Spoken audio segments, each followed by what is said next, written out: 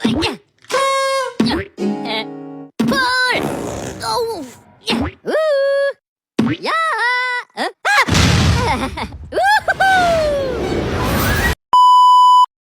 Assalamualaikum warahmatullahi wabarakatuh. Perkenalkan, nama saya Nanda Fitrianingsih dengan NIM 1243113075 dari kelas A PG PAUD Reguler Standbook 2024 dengan mata kuliah Pendidikan Pancasila, dosen pengampu Dr. M. Irfan SPD MOR. Kali ini saya akan membahas Pancasila sebagai sistem filsafat.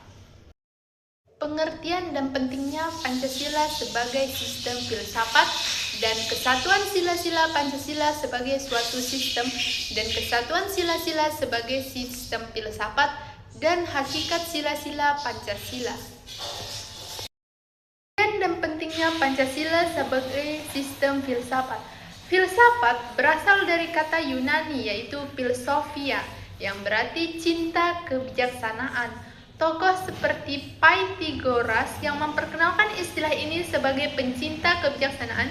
Filsafat dimaknai berbeda oleh para ahli, tetapi intinya adalah usaha manusia untuk mencari kebenaran secara mendalam tentang Tuhan, manusia, dan alam. Filsafat bertujuan menentukan hakikat suatu melalui pemikiran yang reflektif, mendalam, radikal, hingga akar yang integral. Menyeluruh filsafat juga dipahami sebagai proses berpikir sekaligus hasil pemikiran manusia yang menjadi pandangan hidup.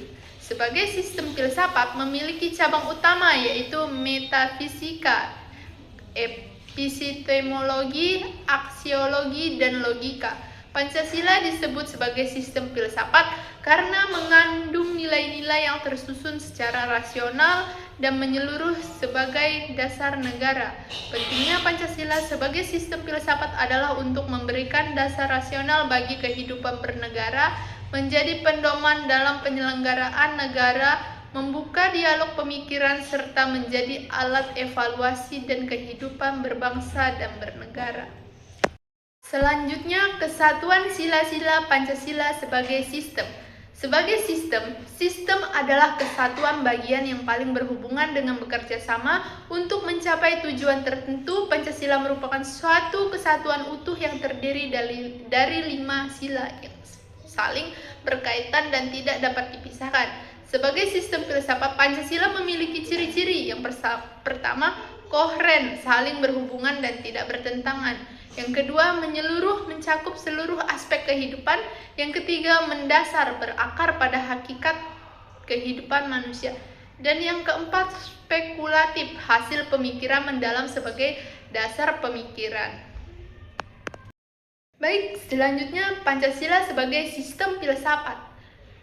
Genetivis, objektivus, dan subjektivus. Pancasila menjadikan objek kajian filsafat, subjek Pancasila menjadi alat untuk menilai aliran filsafat lainnya. Menurut Aristoteles, Pancasila juga memenuhi 4 sebab: kausalitas, materialis, asal nilai bangsa Indonesia, formalis, bentuk dalam Undang-Undang 1945, efisien, perumusan oleh pendiri negara, finalis, tujuan sebagai dasar negara. Dan yang kedua ada landasan ontologis, membahas hakikat keberadaan Tuhan, manusia, rakyat, dan keadilan.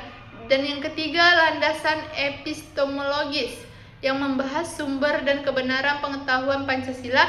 Dan yang keempat landasan aksiologis, membahas nilai-nilai Pancasila sebagai pedoman kehidupan dan peraturan perundang-undangan.